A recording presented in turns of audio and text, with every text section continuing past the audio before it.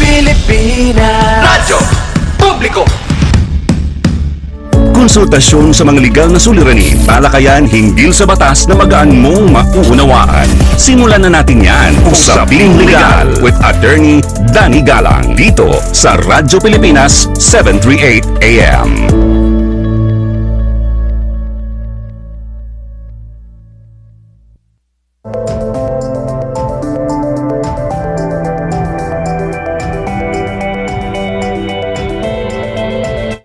Magandang araw ho sa inyong lahat. Ako po ang inyong lingkod, Attorney Danny Galang, at kayo'y nakikinig sa Usaping Legal sa Radyo Pilipinas, Radyo Publiko.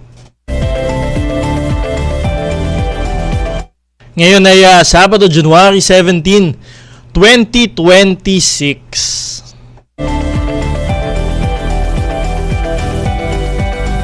At syempre, happy Saturday ho sa ating lahat. Welcome to your Saturday morning habit, ang Usaping Legal. At syempre nangangalahati na nga ho ang buwan ng Enero, January 17 na ho ngayon ha. At ayan, ang bilis din naman ho ng araw at ang dami din ho nangyayaring kaganapan sa ating bansa no, na talaga namang pwedeng maging usaping legal ho natin. Siyempre, nandyan ho yung paglabas ng warrant of arrest kay Charlie Atong Ang dahil ho dito sa kaso ng mga missing sabongeros. At ayun nga ho, binigyan na ho siya ng patong sa kanyang ulo na 10 million pesos na reward kung sino man yung makakapagturo ng kanyang kinaroroonan. 10 milyong piso ho yan. At yun nga, sabi ho ng DILG ay siya na ho yung most wanted sa bansa sa kasalukuyan.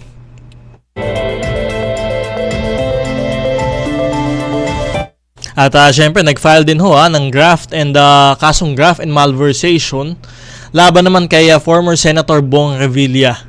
Ito hong nagdaang kahapon nga lang ho, no?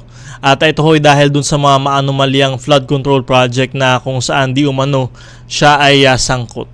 So isa na ho ito dun sa mga big fish na sasabihin ho natin, isang senador, dating senador ho, former Senator Bong Revilla na nasampahan ng kasong graft and malversation dahil nga ho dito sa flood control projects.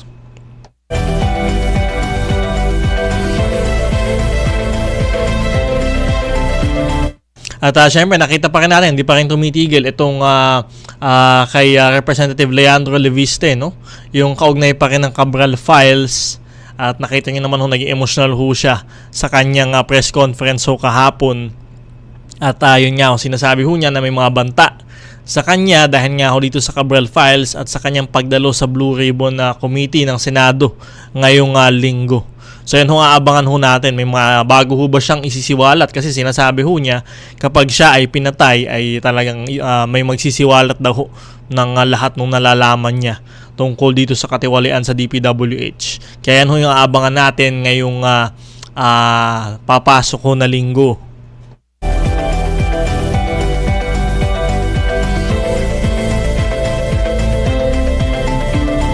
At pero syempre pag-uusapan ho natin ngayon itong si Yusek Claire Castro, may kaugnay pa rin ho kay Representative Leandro Leviste. Sinampahan ho niya ng kasong sibil, no? Na libel. So hindi ho ito kriminal, kasong sibil lamang ho, gusto lamang ho niya ng damages. Ay sinampahan ho niya itong si Yusek Claire Castro, no? Ng kasong sibil, no? Libel ho, libelo, dahil ho dun sa mga mapanirang pahayag di umano dito sa vlog ho ni Yusek Castro. At may kaugnayan nga ho ito dun sa Solar para sa Bayan Corporation na isa ho sa mga kumpanya ni Representative Leviste. So yun ho, mamaya hong kaunti sa ating programa papasok ho si Yusek Claire Castro. Tatanungin ho natin siya ano yung saloobin niya dito sa pagsasampa ho ng kaso sa kanyang libelo ni Representative Leviste. At syempre si Yusek Claire Castro nag-report din ho sa NBI. Itong nagdaang linggo din ho, nag-report din sa NBI na meron hong banta sa kanyang buhay. At ito ni-report naman ho niya si former Press Secretary Trixie Cruz Angeles at si Ahmed Paglinawan. So, ayan ho, di umano doon sa kanilang Facebook page ay binantaan ho ang kanyang buhay.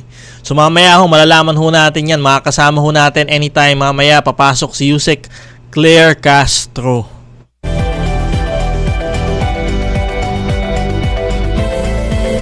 Napapakinggan ang Usaping Legal sa Radyo Pilipinas tuwing Sabado mula alas 11 ng umaga hanggang alas 12 ng tanghali. Tayo ay napapanood din sa Free TV dahil sa pagtutulungan ng Radyo Pilipinas at ng People's Television. Hanapin ang Usaping Legal at iba pang programa ng Radyo Pilipinas sa Channel 3 sa TV Plus at sa Channel 45 to 49 naman sa For the Box. Ang programa natin ay linggo-linggong tatalakay ng mga napapanahong isyong legal at magpapaliwanag ng mga batas sa parang simple at madaling maintindihan ng ating mga tagapakinig. Meron din tayong segment sa ating programa, Ang Sagot Kita, kung saan maaari kayong sumangguni ng inyong mga katanungang legal.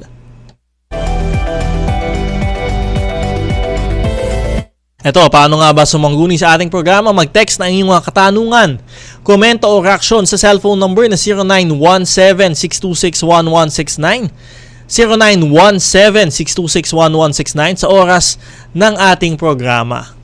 At ayan nga ho, syempre kung meron hong kahabaan ang inyong tanong, maaari nyo din hong sabihin na kung gusto ninyong tawagan ho kayo na ating programa, ay tatawagan ho natin kayo para mas malinaw ho yung magiging response ho natin sa inyong katanungan. So pwede ho kayong mag-on air, sabihin nyo lamang ho diun sa inyong mensahe.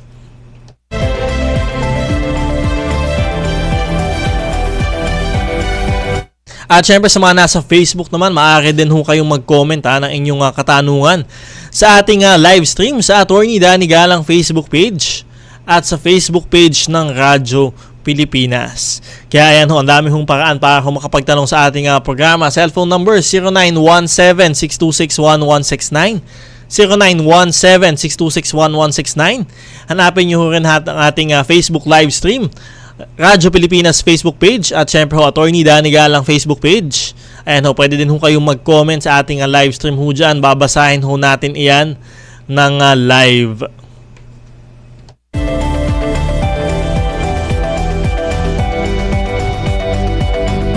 At syempre, happy viewing ho sa lahat ng mga nanonood naman sa Free TV. Napapanood ho tayo sa Free TV. Channel 3 ho sa TV Plus at Channel 45 to 49 naman sa For the Box. At ayan ho, at syempre YouTube din live din ho tayo sa YouTube, Radyo Pilipinas 1. Ayan ho, kung kayo ay nanonood naman sa internet, maaari din ho yung tingnan yung YouTube channel, Radyo Pilipinas 1. At naka-live din ho tayo dyan.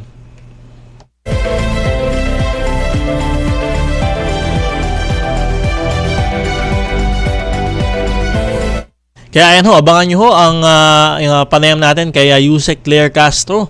Sa ating programa, maya-maya lamang sasagutin ho niya itong isinampang kaso sa kanya ni Representative Leandro Leviste.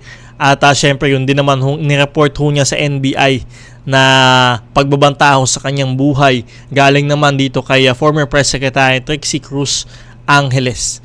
Magbabalik ang Usaping Legal matapos lamang ng ilang paalala. Sumangguni at pakikinggan. Mga karapatan pati na ang saligang batas ay klarong ipapaliwanag. Usaping Legal sa Radyo Pilipinas 738 AM. Nagbabalik ang Usaping Legal dito pa din sa Radyo Pilipinas, Radyo Publiko.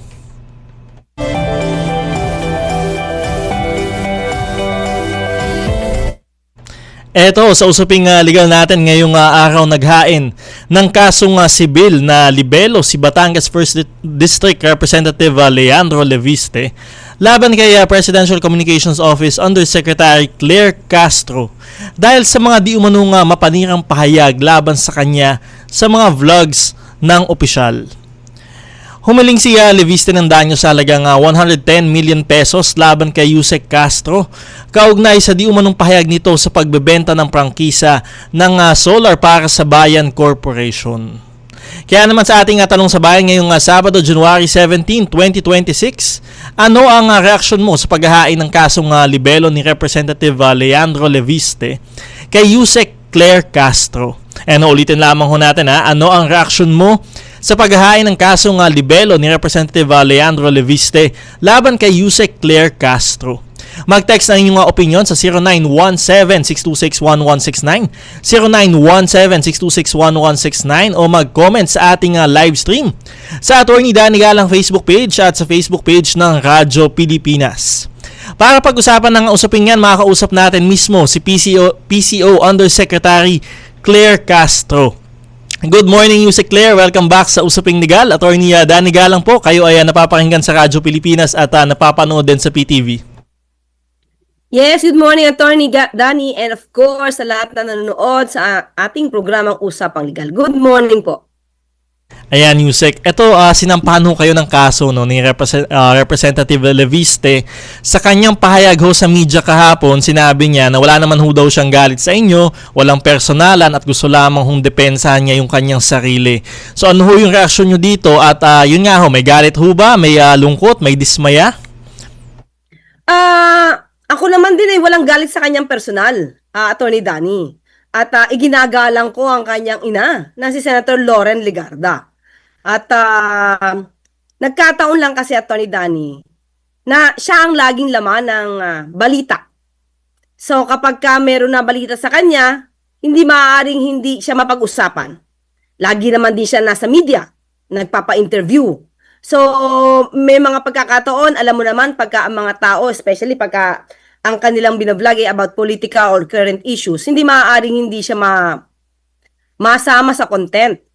So, ang naging issue lang dito ay nung kinontent natin ang isang episode kung saan nagsalita mismo si Ombudsman Remulla about dito sa prangkisa na di umano ay ibinenta yung kumpanya na may prangkisa.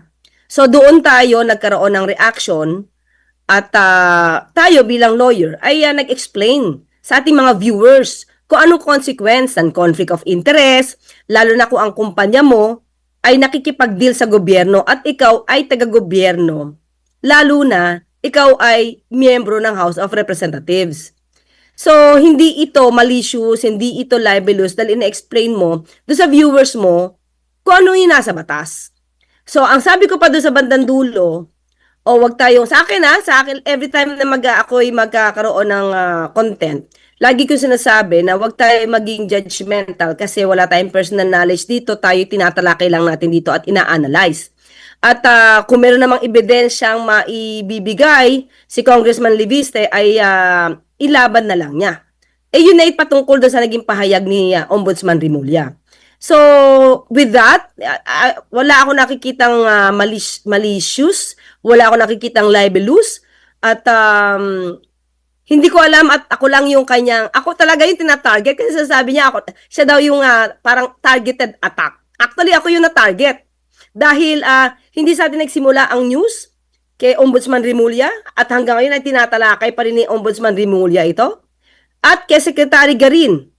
So, pero ako lang sa lahat ng mga nag-content, ako lang ang kanyang tinarget. So, dahil ba ako ang spokesperson, press briefer or press officer ng palasyo at ayaw nila yung aking mga kino-content, lalo na kung didibunk natin ang mga fake news peddler. So, doon naman yun lalo na kung hindi ka kaalyado ng Pangulo at hindi gusto mo na ibagsak ang Pangulo, nananawagan kang mag-resign ang Pangulo, ay malamang talagang hindi ka matutuwa sa mga sinasabi ko. Kasi ako, ang sinasabi natin ay programa ng Pangulo at nire-refute natin yung mga false accusations at yung mga fake news nila. So talagang hindi nila ako magugustuhan at yun ba yung dahilan kung ba't nila ako tina-target? Saan tanong natin, sino ba yung advisor ni Congressman Leviste? Sino ba yung mga counsels ni Congressman Leviste? And yun nga ho, he mentioned na si Ombudsman Remulla hindi niya sasampahan ng kaso dahil nga ho kaibigan ng kanyang ina. And kakibat ho nung kaso is 110 million in damages. Ano hong reaksyon nyo dito? Tila masyadong malaki ho itong hinihingi ho niyang damages laban sa inyo, ano? Yan po talaga, kapag ka po mayaman, at sabi naman niya lagi, siya naman ay may pera at mayaman po siya. So siguro yan po talaga yung mindset ng isang mayamang katulad niya. So sa kanyang press conference kahapon, naging emotional ho si Representative Leviste dahil sa mga di umanong banta ho sa kanyang sa kanya kaugnay ho doon sa Cabral Files at sa mga nalalaman ho niya dito sa flood control project. So ano ho yung reaksyon niyo ho dito? May lawyer naman siya, oh. Pablato nila. Ako nga, nagpablato na may death threat sa akin, eh. Pablato niya kung totoo. Pakita niya yung mga text, pakita niya yung mga ano. Sana, sana totoo yung mga nate-text sa kanya. Pablato niya. Yun lang yun. Di ba? Wala ka namang gagawin kundi pablato niya. Pero sa tingin niyo ho ba totoo ho yung mga sinasabi ho niyang banta talaga sa kanyang sa kanya ho dahil ho dito sa Cabral Files? Siya lang makakapagsabi niyan. Hindi ko na nga rin alam minsan yung mga kwento ni Congressman Leviste. Lalo na nung nag-explain siya tungkol dito sa Solar Philippines, ang gulo-gulo, ang dami-dami ng kumpanya. Hindi mo na alam kung saan ba sinasabi niya yung 24 billion na multa kung saan. Dahil sabi niya marami siya mga maliliit na kumpanya. Pero maliwanag naman explanation ni Secretary Sharon Garin, eh. So parang maski na, if you can observe, yung iba niya mga interviews sa ibang mga radio stations at TV networks, medyo magulo yung kwento niya. So, maliligaw ka. So, sana liwanagin niya muna yung kwento. Ito, on the other side naman ho, Yusek, no? Nitong nagdaang linggo, nag-file din ho kayo ng report sa NBI laban naman kay former Press Secretary Trixie Cruz Angeles at Ahmed Paglinawan kaugnay sa mga di umano nga banta sa inyong buhay. So, nakapag-decide na ho ba kayo na maghahain kayo ng kasong kriminal laban ho sa dalawang ito, no? 110 million din.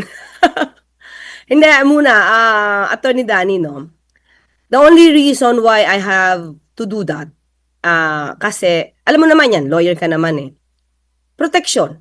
I mean, diba, kung ikaw makakatanggap nun, at alam mo na itong mga taong to ay may kakilala, may kaugnayan sa mga taong may kakilalang assassin na taong kayang magbanta on air sa Pangulo, sa First Lady, at sa dating House Speaker, maaalarma ka. Because may kapasidad. May kapasidad. So, kung sinasabi nila bakit yung iba daw ay nagde-death sa akin. Actually, Attorney Danny, to tell you the truth, hindi ko alam kung may iba pang nagbabanta sa akin. Hindi ko rin naman alam na kung hanggang saan ang galit nila sa akin, lalo na nung napasok ako sa Malacanang. At alam ko naman kung sino yung mga galit na galit sa atin. At kumbaga, kung makapagmura ay sagad. Kumbaga, sabi nga nila, sagad to the bones. Actually, Attorney Danny, hindi lang yun yung sinabi, kung nabasa mo yung post nila, may mura yun. Kung nakita mo, PAKYU.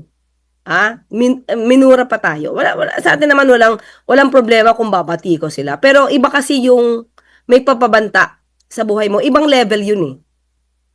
Tayo kaya natin sumapo ng mga pagpuna.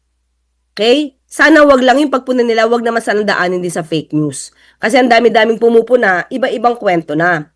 'Di ba? Yun lang sana kasi ang kawawa diyan, hindi lang ako ang kawawa diyan yung mga tao maaari maniwala sa inyo na sa mga kasinungalingan nila.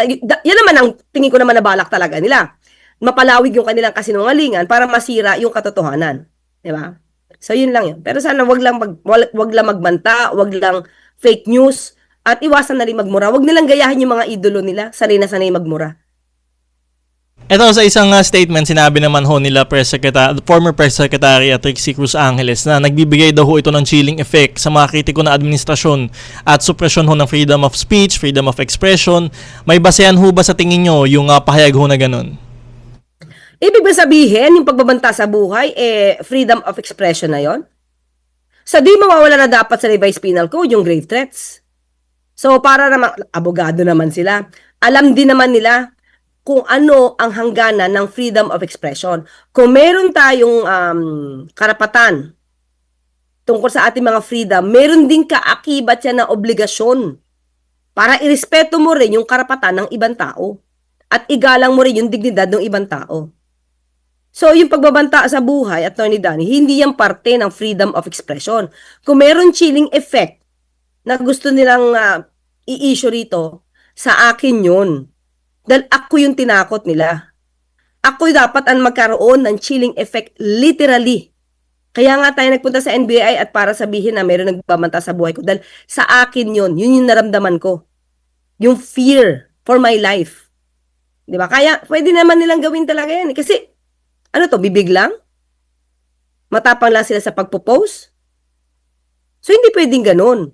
Di ba? Yung taong binigyan nyo ng ganyang pagbabanta, magre-react yun, hindi tayo bato. Di ba? Na hindi tayo makakaramdam ng fear. Especially nga, sabi natin, ang mga kaalyado nila, may makakilalang assassin. Ito, panghuli na lamang ho, no, Yusek, may naging epektibo ho kayo sa inyong trabaho, no, bilang press briefer for Yusek for Communications.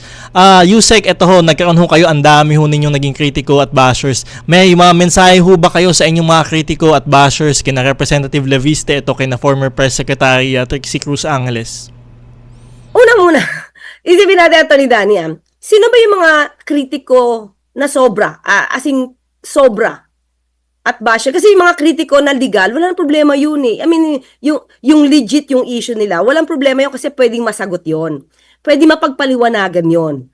Pwedeng itama or pwede tayong makinig para mai-adjust ng gobyerno ang trabaho. Pero yung alam mo na obstructionista, kahit anong gawin mo, bulag sa katotohanan, bulag sa nagiging trabaho ng Pangulo, bulag sa nagiging trabaho ng PCO. May ganon, na kahit anong gawin mo na ipagpapakita ng trabaho ng Pangulo, sasabihin nila walang ginagawa ang Pangulo. Ibang level yon. So doon sa mga kritiko na alam natin na ang purpose lang ay manira at ilihis ang katotohanan, sana makonsensya naman po kayo kasi ang pagsasalita nyo, binigay po yan ng Panginoon na gift. Diba? Huwag nyo pong sayangin sa walang kabagay-bagay na purpose. Kung ang purpose nyo is manira ng gobyerno, hindi po yan ang purpose nyo para maging Pilipino. Isa lang po yung bansa natin. Huwag po kayong kumampi sa ibang bansa. Ha? Kampihan nyo muna yung bansa natin, kampihan nyo yung gobyerno natin, sabay-sabay nating iangat ang gobyerno natin. Dahil kapag ka po kayo ay sabay-sabay ding gustong pabaksakin ng gobyerno at ang Pangulo, hindi lang po kayo maapektuhan, lahat ng Pilipino maapektuhan. Ekonomiya, pag-i-invest ng mga foreigners, tourism, lahat po ng inyong ginagawang paninira makakaapekto po sa bansa. Kahit hindi na po kasalanan ng Pangulo, sa kanya pa rin po ito maibibigay dahil sa inyong mga paninira at mga fake news. So yun lang sana, magkaisa po tayo at sa mga kababayan natin, wag po kayo agad-agad maniniwala. Tignan nyo po yung source. Kung ang source po niyan ay gusto na pabaksakin ng Pangulo dahil meron silang gustong iangat, mag-ingat po kayo dyan. Maging mapanuri sa mga bawat sasabihin ng mga ito. Tama ho yan, maging critical ho tayo lalo na sa mga lumalabas ho sa social media. Maraming salamat ho sa inyong oras, Yusek Claire Castro. Maraming salamat, Atty. Danny. Si PCO Undersecretary Claire Castro. Sa pagbabalik ng usaping legal, sasagutin ko naman ang inyong mga katanungang legal. Mag-text na inyong mga katanungan, komento o reaksyon sa ating programa sa cellphone number na 0917-626-1169, 0917-626-1169 o hanapin ang ating live stream sa Attorney Danny Galang Facebook page at sa Facebook page ng Radyo Pilipinas. Magbabalik ang usaping legal matapos lamang ng ilang paalam. Tugon sa mga katanungang naaayon sa batas ang ibibigay. Usaping Legal kasama si Attorney Danny Galang sa Radyo Pilipinas 738 AM.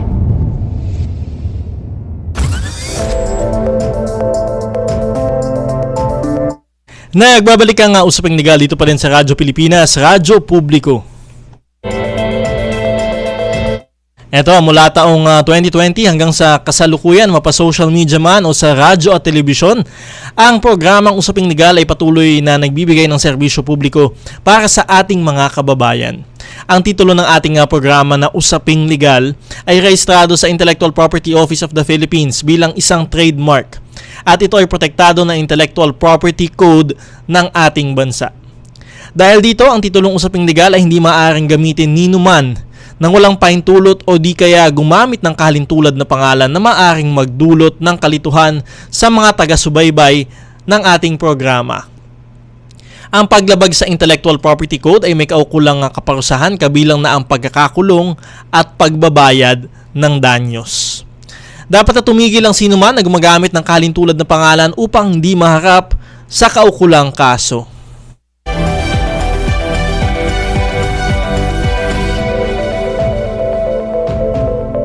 At syempre narinig nyo ho yung ating interview kay Yusek Claire Castro. Ang dami ho niyang nalinaw ho doon.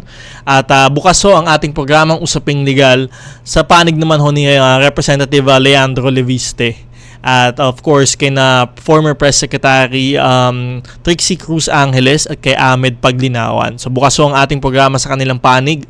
Tayo naman ho ay wala naman ho tayong kinikilingan ng ating programa. And in fact nga ho, kinukode natin ho ang for interview naman si Representative Leandro Leviste. Wala pa lamang ho tayong natatanggap na sagot, no, galing sa kanyang kampo sa kasalukuyan.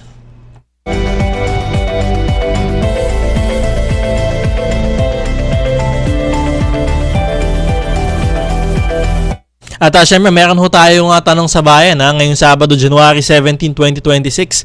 Ano ang reaksyon mo sa paghahain ng kasong libelo ni Representative Leandro Leviste laban kay Yusek Claire Castro?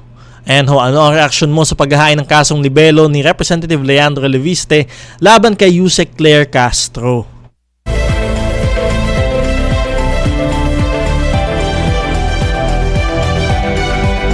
At yun nga ho, no? Ito yung unang libel case, no, laban kay Yusek Claire Castro. At dahil na nga rin ho sa nature ng kanyang trabaho, siya po yung press briefer ng Malacanang. At syempre ang dami ho niya nasasabi. So ito ho yung unang kasong libelo na inihain ho laban ho sa kanya. Pero ito ho, hindi ho kriminal na libelo ang hinain ho sa kanya. Civil lamang ho. Civil. So sabi nga din naman ho kasi ni Representative Leviste, ayaw naman niya makulong si Yusek Claire Castro. At wala naman daw personalan. At ayun nga, kailangan lang daw niyang depensa ng kanyang sarili. Pero yun nga, nanghihingi siya 110 million pesos in damages. So, ayun ho, kapag kinatigan ho siya ng korte, kailangan magbayad ni Yusek Claire Castro ng 110 million. Napakalaking halaga ho nun, 110 million. Para ho dun sa di umanong mga mapanirang statement ho, no, na nanggaling ho sa kanyang vlog. Kaya yan ho, sumali ho kayo sa ating talakayan. Mag-text ho ng inyong mga comment o reaction sa cellphone number na 0917-626-1169, 0917-626-1169 o mag-comment sa ating live stream sa Attorney Danny Galang Facebook page at sa Facebook page ng Radyo Pilipinas.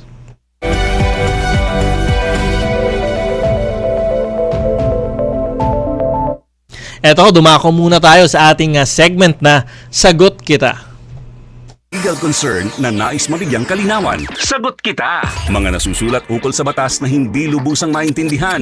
Huwag kang mag-alala. Sagot kita! Sumangguni na kay Attorney Danny Galang dahil dito, Sagot Kita!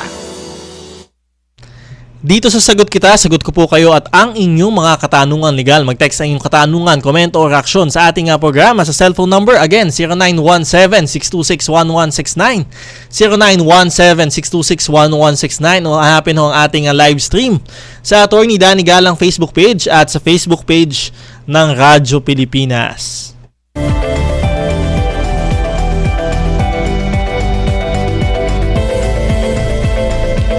First question ho natin galing kay Rowena Alvarez. Magandang araw po, attorney. Pwede po ba kaming makasuhan sa pag-delay ng pagbabayad kahit matagal na? Yung huli pong patawag sa barangay, sinama ang tubo at kapital. At ito po ay utay-utay na inutang.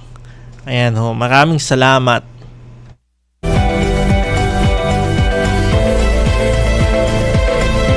Ano, lagi naman ho natin na sinasabi sa ating programa, wala naman hong nakukulong, no? Nakukulong sa utang. Pero pwede ho kayong makasuhan. Ito nga ho, sabi ho niya, ay sila ay pinabarangay na, kaya lang delayed pa din ho yung pagbabayad ng kanilang utang, no? Ng tubo at kapital, kahit pa utay-utay na. Ay ayan ho, syempre maaari ho kayong makasuhan, no? At kung meron na nga hong barangay na nagsabi sa inyo na dapat kayong magbayad at hindi nyo pa rin sinagot, ay maaari kayong makasuhan. So yan ho, kung ang inutang nyo ho, no, yung kapital, hindi ho kasama yung interest, ay hindi ho hihigit sa 1 milyong piso, 1 million pesos, ay ayan ho, maaari ho kayong makasuhan, no, sa ating small claims court. So small claims court ko ang kaso. Kapag naman ho above 1 million pesos, syempre doon na ho sa proper na korte, no? Either sa regional trial court na ho yan o kung saan pa man ho, no? Sa regional trial court o RTC. So ayan ho, ang importante lang ho dito ay hindi ho kasama yung interest, no? Doon ho sa pag-compute ng 1 million pesos. So kung sa small claims court ho kayo makakasuhan, ay wag ho kayong mag-alala kasi ho informal lamang ho yung mga hearing ho dyan. So ang ifa-file ho ng ating nagkakaso ay yung statement of claim nga ho, no? Kung saan siya ho ay naniningil ho sa inyo kung magkano yung kanyang sinisingil, ano ho yung pangalan ninyo, ano yung address ho ninyo, ano ho yung nature ng pagkakautang. At ayan ho. At syempre, papadalhan ho kayo ng summons ho ng korte. Kayo naman ho ay magpa-file ng verified response. So dyan nyo ho sasabihin kung magkano na ho naibayad ninyo o kung meron man ho kayong utang o wala. At yung mga depensa nyo ho sa kaso. So ang tandaan lamang ho natin, bawal ho yung mga abogado sa ating mga small claims court. Kaya hindi ho ninyo kailangan ng mga abogado. Kasi ho yung responses ho ninyo, yung magkabilang panig, dati ho, syempre sa mga regular ho na kaso, kailangan nyo ho ng mga pleadings. Yan ho yung mga ginagawa ng mga abogado. Ito ho yung naglalaman ng mga depensa, argumento sa isang kaso, mga ebidensya, ay dahil nga ho hindi na ho kailangan ng abogado. In fact, bawal nga ho ang abogado sa ating mga small claims court. Ay kayo na lang ho ang gagawa ho niyan, pero templated na ho yung mga gagawin ho ninyo. Ibig sabihin, may mga forms na ho sa ating mga small claims court na kung saan maaari nyo hong fill upan. At syempre lalakipan nyo ho yan ng mga ebidensya ho ninyo. Sinasabi nyo ho, bayad na ho ba kayo sa pagkakautang ninyo o hindi pa, etc. So ayan ho. At syempre meron lamang ho yan informal hearing na mangyayari ho, magaganap. At yun nga, hindi na ho kailangan ng mga abogado at usually ho, mas mabilis ho yung lumalabas ho yung desisyon ng mga small claims court. Kasi usually 1 or 2 sessions lamang ho yung hearing ho dyan kung talagang hindi na ho kayo mapapagbate, mapag-aayos, and eventually, of course, lalabas na ho yung desisyon ng ating mga small claims court. So tandaan lamang ho natin, ang desisyon ho ng small claims court ay pinal na at hindi na ho maaaring iapela pa sa mas mataas na korte. So yun lamang ho ang ating tatandaan, kung kayo ho ay mangungutang ay wag lamang ho kayong tatakbo, wag ho kayong manloloko ng tao kasi ho kapag ho kayo ay nanloko ay maaari ho yan ng estafa. So ayan ho, kasong kriminal na ho yan, meron na ho yan kulong, ay dyan ho makukulong na ho kayo. So pag kayo ay kinasuhan ng estafa, ibig sabihin meron hong elemento ng bad faith o panloloko. Ayan, panloloko ho doon sa inyong inutangan. At kapag may ganyan ho, maaari ho yan pumasok sa estafa at maaari ho kayong makulong. So, ayan ho. At syempre, wag din ho kayo mag-issue ng mga bouncing checks, no? Yung mga cheque ho na wala naman ho talagang laman ang inyong account. Ay, ayan ho, maaari din ho kayong makasuhan ho, no? Sa ilalim ng ating mga batas nga ho sa bouncing checks law. At ayan ho, meron din ho, maaari din ho kayong makulong dyan, kasama pa yung estafa. Ay, ayan ho. Kaya kung may utang ho kayo, naintindihan naman ho natin, minsan talaga nangungutang ho tayo dahil gipit ho tayo, kulang ho yung ating pera, no? Pero kayo ho ay wag ho kayong tatakbo sa inyong pinagkakautangan at wag nyo ho siyang lulukuhin. So magbayad ho tayo ng paunti-unti hanggang makakaya ho natin para naman ho hindi na ho humantong sa paghahain ng mga kaso.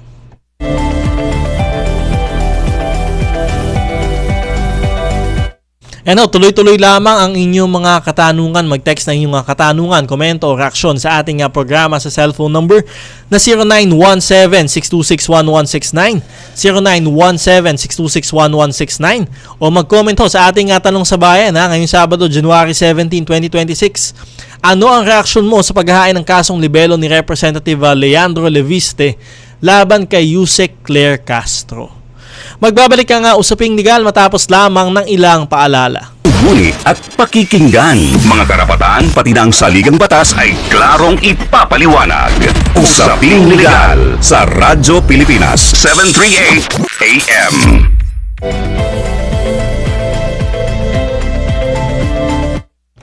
Nagbabalik ka nga usaping legal dito pa rin sa Radyo Pilipinas, Radyo Publiko. At syempre happy viewing ho sa lahat ng mga nanonood ho sa atin sa Free TV. Ayan ho, Channel 3 ho sa TV Plus at Channel 45 to 49 naman sa For the Box. So kung kayo ho ay nakatune in sa inyong mga telebisyon, yan ho yung hahanapin nyo ho na frequency. So nasa Free TV ho tayo. At syempre, nandito pa rin ho tayo sa radyo. Radyo Pilipinas 738 AM sa Metro and Mega Manila. Ayan ho, 738 AM. Hanapin nyo lamang ho sa inyong mga talapitan. At syempre, nasa Capital 104.3 FM na rin ho tayo. So sa FM naman ho, kung ayaw nyo ho yung tunog ng AM, mas klaro ho naman ho dito sa 104.3 FM. So ayan ho, hanapin nyo ho yung mga programa ng Radyo Pilipinas ho dyan. Capital 104.3 FM. Ayan ho, napapakinggan na rin ho tayo dyan.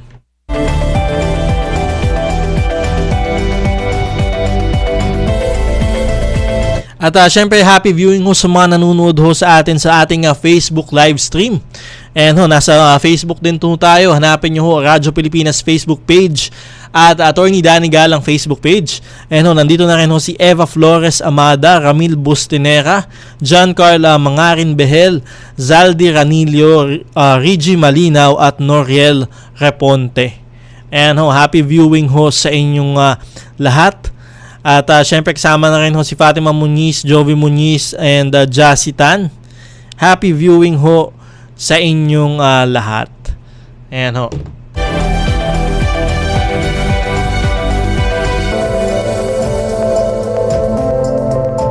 At syempre pinag-uusapan pa rin ho natin yung kasong libelo nito nga ni Representative Leandro Leviste dito kay Yusek Claire Castro. At ayun nga, syempre nag-ugat ho ito dahil nga ho doon sa Solar para sa Bayan Corporation. At sinasabi nga ho ni Yusek Claire Castro, kung napakinggan nyo ho yung interview niya kanina, ay hindi ho siya yung unang nagsabi na binenta ho ni Representative Leviste yung kanyang kumpanya na may prangkisa. At yun nga, sinasabi niya ay nag-react lamang ho siya doon sa sinabi ni Ombudsman Remulla, na una hong nagsabi nga ho na binenta nga ho yung kumpanyang may prangkisa. Pero pinabulaanan nga ho ito ni Representative Leviste. So ayan ho, tingnan ho natin yung mangyayari sa kaso. Nangihingi mo siya ng damages worth 110 million pesos. At syempre, I think hindi pa ho natatanggap ni Yusek Claire Castro kasi kahapon lamang ho ito inihain. Hindi pa niya natatanggap yung buong complaint laban ho sa kanya. Yung kaso laban ho sa kanya. Ay tingnan ho natin yung mga mangyayari sa mga susunod na araw dito ho sa usapin ho na ito.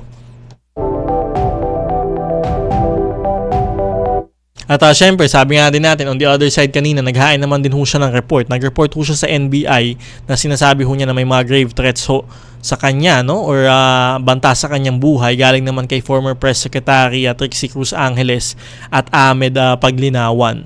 So, ayun ho, may mga sinasabi ho dun na kung ang kanyang principal nga daw ho ay mawala, ay ayun nga ho, sinasabi yung kanyang appendix lang ang walang latay. Yan ho yung mga sinabi doon sa Facebook page. At yan ho yung naging laman ng balita. At ayan ho, ito ho ba ay pagbabanta o pagbibiro lamang ay hindi ho natin alam. Pero yun nga ho, ang sinasabi ho niya, hindi pa ho siya decided, Hindi pa ho siya decided kung magpa-file ho siya ng kasong kriminal naman ho for grave threats laban dito kay former Press Secretary Trixie Cruz Angeles at Ahmed Paglinawan doon sa kanilang Facebook page. So katulad ho ng sinabi natin kanina, bukas ho ang ating programa sa, of course, sa panig naman ni Representative Leviste at panig ni Trixie Cruz Angeles at Ahmed Paglinawan. So bukas ho ang ating programa naman sa inyong mga panig. At syempre kahit naman ho walang interview, tayo ho ay binabahagi naman ho natin yung mga pahayag nila doon sa kanilang mga social media accounts dito sa ating programa.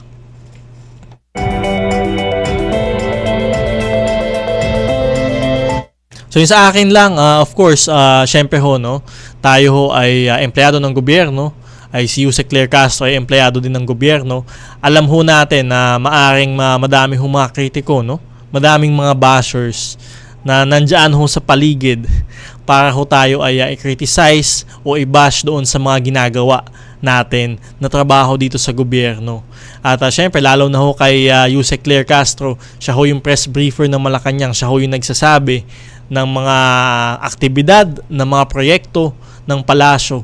So napakahalaga ho ng trabaho ho niya.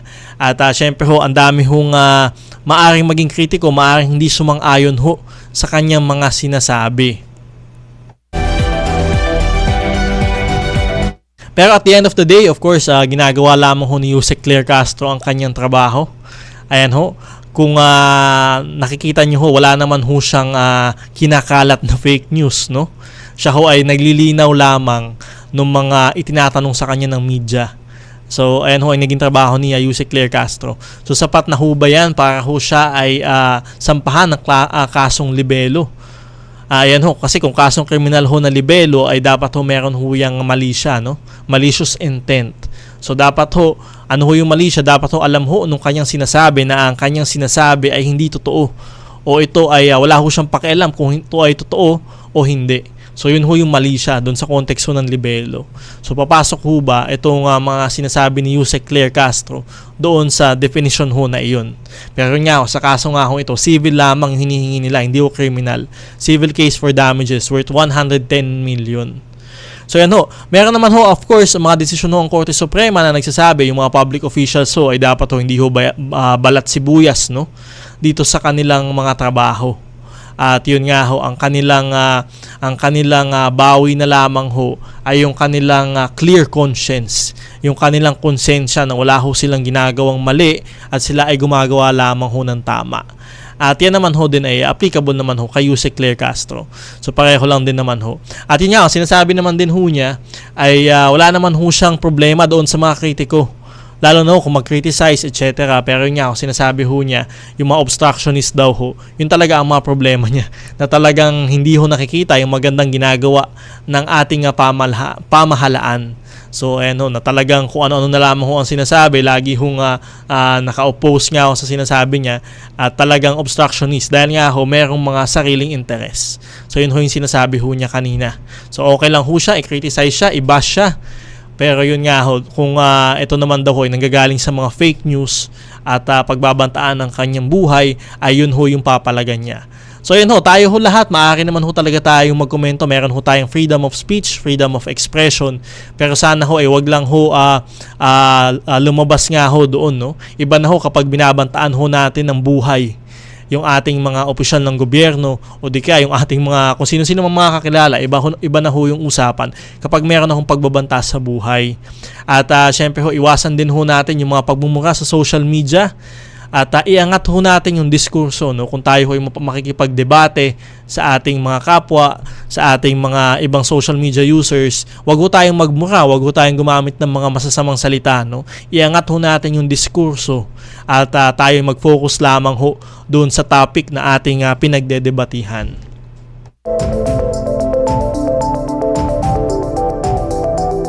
So yun ho, titingnan ho natin sa mga susunod na araw kung ano ho yung mangyayari dito sa kasong libel kay Yusek Claire Castro at syempre yung inihain ho niya, maghahain ho ba siya ng kasong kriminal laban dito kina Trixie Cruz Angeles at Ahmed Paglinawan. So titingnan ho natin yan sa mga susunod na araw. Yan ho yung dapat nating abangan at syempre ang dami ho nangyayari talaga sa ating bansa, ang dami ho mga kasong fina-file. Ayan ho, manood ho tayo, makinig ho tayo, kumuha ho tayo ng impormasyon dito sa mga reliable sources lamang ho ng balita tulad ho ng Radyo Pilipinas. At syempre doon lamang ho tayo kumuha. Huwag ho tayong kumuha ng mga impormasyon dito sa mga fake news ng mga organisasyon o mga pages sa social media o channels. Ay tumutok lamang ho tayo doon sa mga verified na nagbibigay ho ng tamang impormasyon.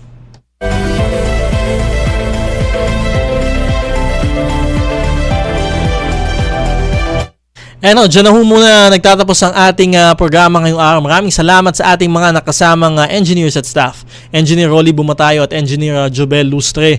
Magkakinigan ulit tayo sa susunod na Sabado, alas 11 ng umaga hanggang alas 12 ng tanghali. Dito pa din sa Radyo Pilipinas, Radyo Publiko. Muli, ako po si Attorney Danny Galang. Mag-ingat tayong lahat.